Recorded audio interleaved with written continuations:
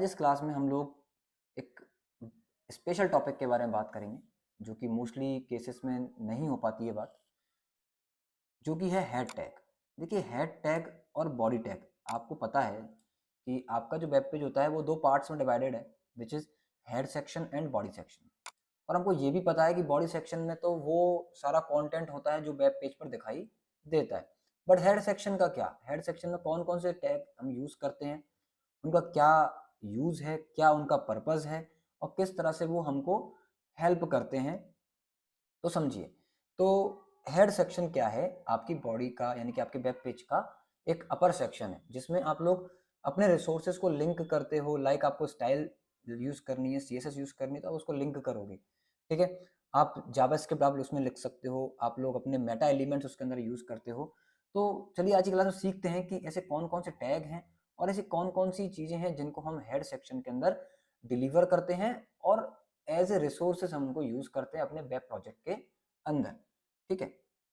Normally जब हम page बनाते हैं VS कोड के अंदर, तो ये नॉर्मल एक बॉयलर प्लेट हम लोग यूज़ कर लेते हैं जिसके अंदर देखो कुछ मेटा एलिमेंट्स होते हैं, एक टाइटल टैग है, बट इनके बारे में भी हमने डिटेल में नहीं पढ़ा। तो आज की क्लास में हम लोग यही पढ़ने वाले हैं। आज की क्लास थोड़ी सी हो सकता है आपकी पिछली क्लासेस की तुलना में थोड़ी सी लंबी हो, तो बट लंबी होगी, लेकिन आपको पूरा इन्फॉर्मेशन एक ही वीडियो में मिल जाएगा, है ना। तो आप थोड़े लास्ट तक आराम से बने रहें और पूरी वीडियो देखें। देखिए, मैंने क्या किया, हेड सेक्शन में जितने भी टैग थे सबको हटा दिया। और अभी हमको पता है कि हेड सेक्शन के अंदर ना एक टाइटल टैग होता है जो ये डिफाइन करता है कि हमारे वेब पेज का टाइटल क्या है या हमारे वेब पेज का नाम क्या है। तो मैंने इसका नाम रख दिया वेब डेव, ठीक है, वेब डेवलपमेंट। और रिफ्रेश करते हैं तो आप यहाँ पे देखोगे अपने पेज का जो टाइटल है आपको अपने क्रोम के टैब में दिख जाता है। ये आपके पेज का टाइटल आ गया। यहाँ तक हमने समझा और हमको ये आता भी है। बट क्या इसके अलावा, फॉर एग्जाम्पल मेरे को अगर एक H1 लिखना है और इसमें मैंने लिख दिया this is a heading, okay, अगर मैं इसको रिफ्रेश करके पेज पे देखूंगा तो this is a heading, simple heading tag दिख जाएगा आपको। बॉडी टैग का कंटेनर हो गया, मतलब कुछ कंटेंट हमने इसमें शो कर दिया। बट अब मैं चाहता हूँ कि मेरे को ना इसमें CSS करनी है। अब आप क्या बोलोगे कि भाई CSS अभी तो हमने पढ़ी नहीं है, ठीक है, अभी आप इग्नोर करिए। बट CSS जब हम लिखते हैं तो उसको कैसे लिख सकते हैं या क्या प्रोसेस है उसको लिखने का, तो इंट्रोड्यूस करवाते हैं आपको एक लिंक टैग से। लिंक एक टैग है जो एक एम्प्टी टैग है। ये क्या करता है, आपके आउट के जो सोर्सेज होते हैं, रिसोर्सेज फाइल्स होती हैं, अदर फाइल्स होती हैं, उनको आपके HTML के वेब पेज के साथ या HTML फाइल के साथ उनको क्या करता है, वो लिंक कर देता है। कैसे कर देता है समझिए। अब मुझे यहाँ CSS लिखनी है तो मैं क्या करूँगा, यहाँ CSS के लिए एक वेब पेज बनाऊँ, यहाँ एक CSS के लिए एक पेज बनाऊँगा। तो नॉर्मल मैंने यहाँ नाम रख दिया माई स्टाइल डॉट CSS। अब सिंपल देखिए, मैंने स्टाइल डॉट CSS लिया और मैंने लिखा यहाँ पर H1 टैग। अब H1 टैग देखो क्या करना है, मैंने आपको बताया था क्लास में कि HTML जस्ट एक बॉडी है कंटेंट डिस्प्ले कराने की, और उस कंटेंट को डेकोरेट करना, डिज़ाइन करने का काम किसका है, CSS का। अब मेरा ये क्वेश्चन है कि मैं H1 में जो टेक्स्ट लिखा हुआ है इसका कलर मैं चेंज करना चाहता हूँ, ठीक है, तो मैं इसके लिए CSS लिखूंगा। तो मैंने H1 को टारगेट किया। अब मैं क्या कर रहा हूँ, कैसे कर रहा हूँ, इस पर आप नोटिस मत करिए। थोड़ा सा अगर आप बिगिनर हैं तो आप थोड़ा सा पेशेंस रखें। नेक्स्ट जब आप CSS पढ़ोगे तो वहाँ पे आप डिटेल में इन चीज़ों को सीखोगे। और अगर आपको ये CSS के बारे में थोड़ी सी नॉलेज है तो कोई दिक्कत नहीं, फिर आपको ये आराम से समझ में आ रहा होगा। तो मैंने H1 का कलर चेंज करके रेड लिख दिया कि मैं ये चाहता हूँ कि H1 जो टैग है मेरे पेज में, इसके टेक्स्ट का कलर क्या हो जाना चाहिए, रेड हो जाना चाहिए। बट ये रेड नहीं हुआ। क्यों नहीं हुआ, देखो यहाँ पर ना CSS एक अलग फाइल है, HTML एक अलग फाइल है। अब CSS का इफेक्ट HTML की फाइल में कैसे आएगा, जब तक ये लिंक नहीं होंगी आपस में तो ये नहीं आ सकता। तो मैं HTML में अपने CSS की फाइल को लिंक करना चाहता हूँ, कनेक्ट करना चाहता हूँ, इसलिए मैं लिंक टैग का यूज करूंगा और यहाँ पर अपनी फाइल का सोर्स डाल दूंगा माई स्टाइल डॉट CSS, ठीक है। देखिए, सॉरी, फाइल का नाम है mstyle.css, तो मैं इसमें से s हटा देता हूँ, y हटा देता हूँ, सॉरी। तो mstyle.css फाइल का मैंने नाम लिखा। फाइल का पाथ जो मैंने लास्ट क्लास में आपको बताया था, फाइल पाथ, वही सेम प्रोसेस है फाइल को कनेक्ट करने का, पाथ को समझने का। यहाँ ये एकदम करंट फोल्डर में है तो इसलिए मैंने डायरेक्ट इसको माई स्टाइल डॉट यानी कि mstyle.css लिख दिया है। अब आप इसको रिफ्रेश करेंगे तो आप देखोगे उसका जो इफेक्ट है CSS का वो आपके पेज पर दिखाई देगा। ठीक है, दिस इज ए हेडिंग, जो भी आपके HTML की कंटेंट है उस पर आपने CSS लिखी अदर फाइल में, और इस फाइल को आपने लिंक कर दिया अपने HTML पेज के साथ। इस तरह लिंक टैग का इस्तेमाल करके हम बहुत सारे रिसोर्सेज को लिंक कर सकते हैं। आने वाली क्लासेस में हम लोग ये चीज़ सीखेंगे। ठीक है, लिंक टैग ये भी कहाँ लिखा गया है, हेड सेक्शन के अंदर लिखा गया है। आपका बेसिकली जो HTML है वो दो पार्ट्स में, हेड में और बॉडी में। तो बॉडी में क्या होता है कंटेंट, हेड में क्या होता है रिसोर्सेज। तो बस हम वही रिसोर्सेज पढ़ने की कोशिश कर रहे हैं। ओके, देन अगर मुझे अपने HTML पेज में ही अपने कंटेंट के लिए CSS लिखनी है तो हेड के अंदर ही एक टैग और मिल जाता है आपको, स्टाइल टैग। ये यूज होता है एज ए टैग जो आप CSS लिख सकते हो अपने पेज के लिए। इस टैग की ओपनिंग और क्लोजिंग के बीच में आप अपने पेज के लिए क्या लिख सकते हो, CSS लिख सकते हो। ठीक है, तो CSS लिखने के लिए वही सेम बात कि मुझे क्या करना है कि इस बॉडी का बैकग्राउंड कलर चेंज करना है। तो मैं बॉडी टैग यूज करूंगा और इसमें प्रॉपर्टी यूज करूंगा बैकग्राउंड कलर, और मैंने चेंज कर दिया एक्वा। सेव करते हैं, पेज को रिफ्रेश करते तो आप देखेंगे बॉडी का जो बैकग्राउंड कलर है वो चेंज हो चुका है। अब ये मैंने क्या लिखा, क्या प्रॉपर्टी होती है, क्या वैल्यूज होती है, ये हम आगे की क्लास में पढ़ेंगे। बट अभी हमने ये समझा कि हेड के अंदर हमने क्या लिखा है, स्टाइल यानी कि CSS लिखने की कोशिश की है। इसी तरह हम लोग अपने HTML में स्क्रिप्ट भी लिखते हैं, क्योंकि आप लोगों को पता है कि वेब डेवलपमेंट दो पार्ट्स में डिवाइडेड है, front end and back and. Front end में क्या आता है, बेसिकली HTML आता है, CSS आता है और जावास्क्रिप्ट आता है। बिना इन तीन चीज़ों के आप फ्रंट एंड नहीं कर सकते तैयार। इनके अलावा एडिशनल रिसोर्सेज हम लोग यूज़ करते हैं, फ्रेमवर्क यूज़ करते हैं, लाइब्रेरीज यूज़ करते हैं, वो सब चीज़ें अलग हैं। बट इनिशियली अब बात करें, बेस कॉन्सेप्ट से बात करें, तो एक फ्रंट एंड डेवलपर के लिए HTML, CSS और जावास्क्रिप्ट तीनों आपको आनी चाहिए, और तीनों ही आपके HTML के पेज के साथ कनेक्टेड होनी चाहिए, मतलब ये आपस में एक दूसरे से कनेक्टेड होनी चाहिए। तो जिस तरह मैंने CSS लिखी है उस तरह मैं स्क्रिप्ट भी लिख सकता हूँ। तो स्क्रिप्ट में आउटपुट आपको दिखाता हूँ किस तरह से आप लिख सकते हो। डॉक्यूमेंट डॉट राइट ये कुछ एक स्क्रिप्टिंग लैंग्वेज है। अभी आप इस चीज़ को इग्नोर करिए, मैं किस तरह इसको लिख रहा हूँ, आगे की क्लासेस में डिटेल में आप समझोगे। और मैंने लिख दिया this is script, this is script, एक सिंपल सी मैंने एक स्टेटमेंट लिख दी, दैट इज स्टेटमेंट, जिसमें कहाँ लिखी है मैंने, स्क्रिप्ट टैग के अंदर। तो जो ब्राउजर का इंजन है वो इसको कैसे पढ़ेगा, एज ए स्क्रिप्ट पढ़ेगा। ओके, ब्राउजर का इंजन स्टाइल को कैसे पढ़ेगा, एज ए CSS पढ़ेगा। ठीक है, हालांकि वो पढ़ेगा तो उसको HTML के रूप में ही, बट कन्वर्जन वो एक इंटरनल लेवल पे होता है, वो हमको नोटिस नहीं करना है कि ब्राउजर इन चीज़ों को कैसे पढ़ता है, वो सब बात की बातें हैं। लेकिन अभी हमको समझना है कि हमारे HTML के पेज में हमने CSS भी लिखी है, ठीक है, और जावास्क्रिप्ट भी लिखी है और HTML का कोड भी लिखा हुआ है। तो हेड सेक्शन के अंदर हम लोग स्टाइल भी कर सकते हैं, स्क्रिप्टिंग भी कर सकते हैं। इसके अलावा और क्या कर सकते हैं हम हेड के अंदर, हेड के अंदर आपने नॉर्मली पढ़ा है मेटा एलिमेंट्स। क्या पढ़े हैं, मेटा एलिमेंट्स, मेटा टैग होता है, और मेटा टैग के बारे में थोड़ा सा डिटेल में हम लोग पढ़ेंगे और समझने की कोशिश करेंगे कि मेटा किस तरह से हमको हेल्प करता है। ठीक है, तो सबसे पहला मेटा में एक एट्रीब्यूट होता है जिसको बोलते हैं हम कैर सेट, कैरेक्टर सेट। बेसिकली क्या होता है कि आपके ब्राउज़र के पास ना बहुत सारे पुट्स होते हैं, यानी कि आप कीबोर्ड से जब आप इनपुट डालते हो तो वो एक पर्टिकुलर एक कैरेक्टर होता है। वो कैरेक्टर किस ग्रुप का है, किस ग्रुप की उसकी आइडेंटिटी है, वो हमको यहाँ पर बतानी होती है कि भाई हम जो कैरेक्टर यूज़ कर रहे हैं वो किस कैटेगरी का है। वो हम लिखते हैं नॉर्मली UTF-8। ठीक है, UTF-8 हम लिख देते हैं, इसको आप कैप्स में भी लिख सकते हो, UTF-8 इस तरह से। ठीक है, ये नॉर्मल आप जब बॉयलर प्लेट लेते हो तो वहाँ पर भी आपको UTF-8 ही दिखता है। तो ये बताता है कि भाई आपके जो भी कैरेक्टर होंगे वो किस ग्रुप के होंगे, UTF-8 ग्रुप के होने चाहिए। ओके, इसके अलावा आप क्या कर सकते हो कि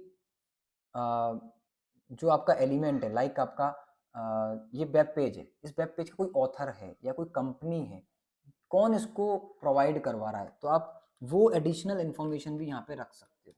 लाइक मैंने यहाँ पे लिखा, एक एट्रीब्यूट होता है नेम, मेटा के अंदर एक एट्रीब्यूट है आपको नेम, इसमें आपने लिखा ऑथर, तो ऑथर में यहाँ पे लिखता हूँ कंटेंट तो ऑथर के बारे में आप यहाँ लिख सकते हो, ऑथर का नाम आप लिख सकते हो। फॉर एग्जाम्पल मैं यहाँ लिखता हूँ फेसबुक, मैं बस रैंडमली लिख रहा हूँ। मान लेते हैं कि ये पेज एक फेसबुक का पेज हम लोग बना रहे हैं, और तो कंपनी का नाम क्या है, फेसबुक, तो फेसबुक लिख दिया, दैट इज ऑथर। ठीक है। कंपनी के डिस्क्रिप्शन के बारे में, यानी कि वेब पेज के डिस्क्रिप्शन के बारे में, इस पेज के अंदर जो कंटेंट है उसके बारे में अगर आप लिखना चाहते हो तो आप कैसे लिखोगे, एडिशनल इन्फॉर्मेशन है, वही अगेन आपको मेटा यूज करना है, नेम, एट्रीब्यूट, और क्या लिखना चाहते हो, डिस्क्रिप्शन लिखना चाहते हो तो आप डिस्क्रिप्शन लिखोगे। और डिस्क्रिप्शन में क्या लिखना है, क्या कंटेंट आप डालोगे, तो आप यहाँ लिख सकते हो। तो मैंने लिख दिया this is a social media page, like इस तरह से कोई भी एक डिस्क्रिप्शन हो सकता है। इसके अलावा वेब पेज को ना सर्च किया जाता है, क्या किया जाता है, सर्च। गूगल पे लोग, बहुत से लोग होते हैं जो वेबसाइट के नाम से नहीं जाते, उनको सर्च करके जाते हैं। ठीक है। तो ऐसे कुछ कीवर्ड्स हम लोग यहाँ पे डिफाइन कर सकते हैं जो हमारे वेब पेज को गूगल के इंजन में या सर्च इंजन में ढूंढने में हेल्प करे। ठीक है। तो उसके लिए हम लोग क्या यूज कर सकते हैं, यहाँ पर कीवर्ड एट्रीब्यूट की वैल्यूज को यूज कर सकते हैं। लाइक कैसे, मेटा, मैंने यहाँ पे लिखा नेम, क्या यूज कर रहे हैं हम लोग, कीवर्ड्स यूज कर रहे हैं। ठीक है, कीवर्ड्स। अब कीवर्ड्स में कंटेंट क्या क्या होगा, कंटेंट में अब आप वो कीवर्ड्स यहाँ पे कॉमा लगाते हुए सेपरेट करते हुए लिख दीजिए। मैं कुछ भी यहाँ पे कीवर्ड लिख सकता हूँ, या अगर मैं बात करूँ फेसबुक के हिसाब से तो यहाँ पर लिख सकते हैं हम लोग फेसबुक, कॉमा, और कोई नाम है लाइक हमारा सोशल मीडिया, लाइक दिस। इस तरह से मैं कुछ ऐसे कीवर्ड्स बना सकता हूँ जो मेरे पेज को प्रेफर करें सर्च इंजन के लिए। ठीक है। तो ये एक कीवर्ड वाला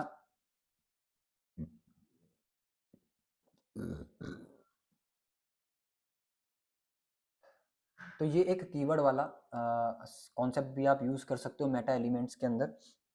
ठीक है। और इसके बाद कई बार क्या होता है, हम कुछ इक्विप्स भी यूज करते हैं कि भाई पेज की जो रिफ्रेशिंग है वो हर 30 सेकंड में होनी चाहिए या हर 1 मिनट में होनी चाहिए, तो वो भी यहाँ पर आपको मिलता है मेटा। ठीक है। और इसमें आप यूज करते हो सीधा HTTP डैश इक्यू। ठीक है, HTTP डैश इक्यू, ये आपका एक एट्रीब्यूट है, आप इसको यूज करेंगे और यहाँ पर आपको वैल्यू रखनी है। वैल्यू क्या रखनी है, पेज क्या होना चाहिए, रिफ्रेश होना चाहिए। तो मैंने लिखा है पर रिफ्रेश, पेज क्या होना चाहिए, रिफ्रेश, और रिफ्रेश होना चाहिए वो कितने टाइम में, कंटेंट। अब रिफ्रेश की कंटेंट क्या होगी, टाइमिंग ही होगी, टाइम होगी मिली सेकेंड या सेकेंड्स में। तो मैंने यहाँ पे लिख दिया 30, या मैं लिख दूँ यहाँ पर 60, लाइक। तो वो रिफ्रेश रेट आपका पेज को मिलेगा कि भाई आपका पेज हर इतने सेकंड्स में रिफ्रेश होना चाहिए। कुछ HTTP प्रोटोकॉल्स के अकॉर्डिंग ये चीज़ काम कर रही है। ठीक है। एक मेटा व्यू पोर्ट जिसके बारे में अब हम बात करेंगे, राइट। चलिए, तो उसको समझने के लिए है ना, थोड़ा सा ये सारी चीज़ें मैं एक बार क्लियर कर रहा हूँ। देखिए मैंने यहाँ से हटा दिया। अभी मैं ना बॉडी में क्या रखता हूँ, देखिए बॉडी में मुझको एक इमेज रखनी है। क्या रखनी है, एक इमेज। और इमेज रखने के लिए मैं सिंपली एक इमेज क्या करता हूँ, डाउनलोड कर लेता हूँ। कहाँ से करेंगे हम लोग, मैंने बताया हुआ है पहले ही, पिक्साबेस से आप कोई भी एक इमेज रैंडमली डाउनलोड कर लेते हैं। Click then download, download, just केवल मुझे इसको डाउनलोड करना है और बाकी सारा काम हम पेज पे करेंगे। ठीक है, ये मेरी डाउनलोड हो गई इमेज और मैंने इसको अपने फोल्डर में डाल लिया, रख लिया है। और यहाँ पर इसको मैं एक नाम देता हूँ A1, जिससे इसको कैरी करने में ईजी हो जाए हमारे लिए। अब देखिए मैं यहाँ पर लेता हूँ एक IMG टैग और यहाँ पर लिया मैंने A1.jpg। ठीक है, A1.jpg फाइल हमारी आ गई। पेज को मैं क्या करूँगा, यहाँ पर रिफ्रेश करूँगा तो आप नोटिस करोगे ये इमेज आपको यहाँ दिख रही है, राइट, दिख गया। ठीक है, CSS को मैं भी क्या कर रहा हूँ, यहाँ से देखिए कमेंट कर रहा हूँ, और स्क्रिप्ट को भी मैं यहाँ से क्या कर रहा हूँ, कमेंट कर रहा हूँ। ठीक है, अब इसको इमेज को ना मैं विड्थ देता हूँ, विड्थ, मैंने इसको विड्थ दे दी 300 पिक्सल्स की। ठीक है, अब नोटिस करिएगा इस इमेज की जो विड्थ है वो 300 पिक्सल्स है। अब देखिए, ठीक है, इसके बाद मैंने कुछ इसमें हेडिंग्स दे दी, लाइक मेरे पेज पे कंटेंट हो सकता है और टेक्स्ट वगैरह हो सकते हैं। ठीक है, मैंने इसमें एक पैराग्राफ दे दिया और पैराग्राफ को हम क्या करते हैं, लॉरेम का एक नॉर्मल पैराग्राफ यूज़ कर लेते हैं और इस तरह से कई सारे पैराग्राफ हम लोग यहाँ पर बना सकते हैं। लाइक ये हमारे वेब पेज का कंटेंट है। लाइक देखिए, अब आप एक चीज़ देखिए, इसमें ना कोई व्यू पोर्ट कंसिडर नहीं हो रहा है अभी। ये व्यू पोर्ट के बिना आप देखो, ये तो आपकी डेस्कटॉप स्क्रीन है, लेकिन अब आजकल क्या होता है, ये जो वेबसाइट्स हैं आपके रेस्पॉन्सिव हैं, ठीक है, ये मोबाइल पर भी चलती हैं, ठीक है। तो अब मैं आपको एक चीज़ और दिखाता हूँ वापस से एक बार, इसी पेज का मैं वापस से इसको ओपन कर रहा हूँ और अब इसको इंस्पेक्ट करते हैं हम लोग और यहाँ पर इसका मोबाइल व्यू देखते हैं। देखिए यहाँ पर ये मोबाइल व्यू दे रखा है, आप देख पाएंगे। थोड़ा सा मोबाइल में जाते हैं हम लोग, तो यहाँ पर ले लेते हैं सैमसंग गैलेक्सी इस तरह से। अब आप नोटिस करिए, पैराग्राफ आपको सही दिख रहे हैं, हेडिंग दिख रही है, बट ये इमेज की इतनी छोटी क्यों हो गई। अब देखो आप यहाँ पर आप देखोगे 360 पिक्सल इसकी बिर्थ है, इस मोबाइल की स्क्रीन की जो बिर्थ है। व्यू पोर्ट का मतलब क्या होता है, आपका बॉडी का हिस्सा जो आपके ब्राउजर में दिख रहा है, आपकी बॉडी जो होती है ना, बॉडी टैग, वो व्यू पोर्ट होता है। वो पूरा का पूरा एक व्यू पोर्ट है जो आपकी मोबाइल की स्क्रीन पे या आपके लैपटॉप या डेस्कटॉप की स्क्रीन पे दिखता है, दैट इज व्यू पोर्ट, ठीक है। बट अब प्रॉब्लम ये हो रही है कि ब्राउजर ने इसको कैसे रेंडर किया है, डेस्कटॉप के अकॉर्डिंग। तो डेस्कटॉप पर अगर आप नोटिस करोगे तो 300 पिक्सल की इमेज सफिशिएंट है, आपको दिख रही है। बट इसी को अगर आपने मोबाइल में ओपन किया तो मोबाइल में भी ब्राउजर ने इसको एज ए रेंडर किया डेस्कटॉप स्क्रीन और उसी की साइज के अकॉर्डिंग इसको दिखाया। और उस स्थिति में क्या हुआ कि मोबाइल की स्क्रीन तो छोटी होती है तो इमेज और भी छोटी हो गई। तो यहाँ पर आप इमेज को आइडेंटिफाई नहीं कर पा रहे हो प्रॉपर तरीके से, that is the problem of view port, ठीक है। तो इसे सॉल्व करने के लिए हम लोग क्या करते हैं, व्यू पोर्ट यूज करते हैं। तो व्यू पोर्ट लगाते हैं हम लोग मेटा। व्यू पोर्ट लगाने के लिए हम लोग क्या करेंगे, नेम और इसकी जो वैल्यू है वो क्या है, व्यू पोर्ट, ठीक है। अब व्यू पोर्ट तो ठीक है, लगा दिया आपने। अब इसमें आगे क्या लिखना है, क्या पास करेंगे आप, कंटेंट, ठीक है, कंटेंट। अब मुझे क्या मैनेज करनी है, विड्थ मैनेज करनी है। मैं ये चाहता हूँ कि भाई गूगल का जो ये ब्राउज़र है आपका, भाई ब्राउज़र आप जब हम वेबसाइट को अब रेंडर करवा रहे हैं तो डेस्कटॉप पे है तो डेस्कटॉप की विड्थ के अकॉर्डिंग इसको रेंडर करो, और जब हम मोबाइल में इसको ओपन कर रहे हैं तो उसकी विड्थ के अकॉर्डिंग इसको रेंडर करो, ठीक है। तो मुझे इसको लिखना पड़ेगा विड्थ, कंटेंट में क्या देना है मुझको, विड्थ। विड्थ इक्वल्स टू क्या होनी चाहिए, डिवाइस विड्थ होनी चाहिए। विड्थ की प्रॉपर्टी यानी कि जब आप इसको छोटा करोगे तो आपकी बॉडी की, आपके व्यू पोर्ट की विड्थ क्या होनी चाहिए, वो उतनी होनी चाहिए जितने आपके व्यू पोर्ट की विड्थ है। ऐसा नहीं कि भाई डेस्कटॉप की स्क्रीन की साइज की विड्थ आपको मोबाइल की स्क्रीन पे मिल रही है, वो नहीं होना चाहिए। तो जैसे जैसे डिवाइस की रेजोल्यूशन चेंज होगी तो विड्थ भी उसकी चेंज होती रहनी चाहिए, ठीक है। मैंने ये लिख दिया। उसके बाद देन कॉमा, मैंने बोला कि विड्थ के साथ एक प्रॉपर्टी और लगाइए, यहाँ पर इसका जो स्केल है यानी जूम स्केल जो है वो भी आपको मैनेज करना है। तो इनिशियल स्केल, स्केल का मतलब क्या, zoom, initial scale equals to, आप क्या कर सकते हो, 1.0 बाय डिफॉल्ट क्या होना चाहिए, 1.0 होना चाहिए।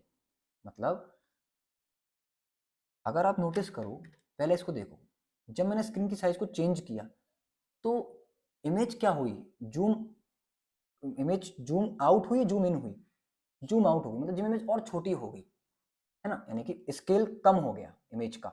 और जैसे ही आप फिर डेस्कटॉप स्क्रीन पे आए तो स्केल उसका बढ़ गया इमेज का, ठीक है। तो मैं ये यहाँ पर कहना चाह रहा हूँ, तो यार इसकी बिर्थ कम है ना, 360 पिक्सल है, तो इस 360 पिक्सल की बिर्थ पे 300 पिक्सल की इमेज इतनी छोटी थोड़ी ना दिखेगी, तो प्रॉपर साइज में यहाँ तक आनी चाहिए थी। तो वो क्यों नहीं आ पाई, क्योंकि उसमें व्यू पोर्ट हमने मैनेज नहीं किया। इस रीजन से इसने जो इसकी बिर्थ मानी है वो आपके डेस्कटॉप स्क्रीन के साइज की ही मानी है और उसी के अकॉर्डिंग इसका इमेज का रेजोल्यूशन उसने दिखा दिया। अब मैं इस पर व्यू पोर्ट लगा के ये बता देना चाहता हूँ कि भाई जो डिवाइस है ना, वो डिवाइस की बिर्थ को कैलकुलेट करो, रेंडमली डेस्कटॉप की स्क्रीन की जो साइज है उसको एक्सेस मत करो। डिवाइस अगर चेंज हो रही है तो डिवाइस की जो बिर्थ है उसको लो और जूम स्केल 0 रखो, यानी कि 1 रखो, बिल्कुल ना कम ना ज़्यादा। उसके अकॉर्डिंग आपका जो भी कंटेंट है वो डिस्प्ले होना चाहिए, ठीक है, तो अब यहाँ आप रिफ्रेश होके देखिए, अब क्या हुआ, आपकी विड्थ कितनी थी 360, किसकी, स्क्रीन साइज 360 है, और इमेज कितनी है 300। तो आप देख पाओगे 300 पिक्सल की इमेज प्रॉपर यहाँ दिख रही है, और यहाँ 60 पिक्सल का आपको गैप दिख रहा होगा, that is perfect view port. और आजकल वेबसाइट्स रेस्पॉन्सिव हैं, रेस्पॉन्सिव वेबसाइट बनाने के लिए बिना व्यू पोर्ट के तो आप भूल ही जाओ कि रेस्पॉन्सिव आप वेबसाइट बना पाओगे। इसीलिए ये लाइन आजकल बाय डिफ़ॉल्ट आपके बॉयलर प्लेट में लगी हुई आपको दिखती है, बट हम इसको इग्नोर करके आगे बढ़ जाते हैं। तो आज मैंने आपको इस क्लास में ये समझाया है किस तरह हम लोग हेड टैग के अंदर या हेड सेक्शन के अंदर स्टाइल्स लिख सकते हैं, सीएसएस लिख सकते हैं, जावास्क्रिप्ट लिख सकते हैं, और मेटा के अलग अलग एलिमेंट्स को किस तरह लिख सकते हैं और उनका क्या यूज़ है, क्या पर्पज़ है। लोगों को आज की क्लास समझ में आई होगी। फिर मिलते हैं नेक्स्ट क्लास में। Till then keep learning. Thank you.